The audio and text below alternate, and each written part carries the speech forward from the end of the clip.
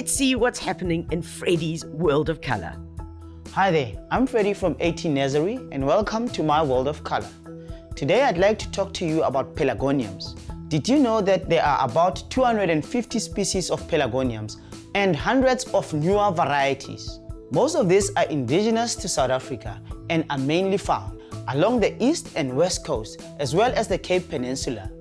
Pelargoniums are a hardy, versatile and interesting variety. They are ideal for sunny borders, patio pots, window boxes or even the herb garden, where your scented leaf varieties can be planted amongst your edible crops.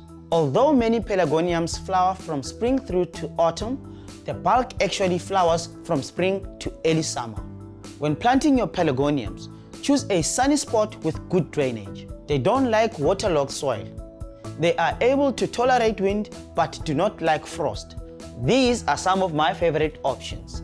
The Veleta pelargonium, a trailing ivy-leaved variety that is vigorous and free-flowering, with clusters of big single lilac flowers that have dark pink markings. As this plant cascades, it is well suited for hanging baskets, window boxes, and raised containers, flowering throughout the summer months. The Takari pelargonium variety flowers in early spring, with medium-sized beautiful flowers, and again ideal for pots and baskets. The Horizon pelargonium is a really pretty option. It grows and sits upright with flowers from late spring to autumn. It's strong growing and so is great for filling gaps in a sunny garden and containers on a sunny patio.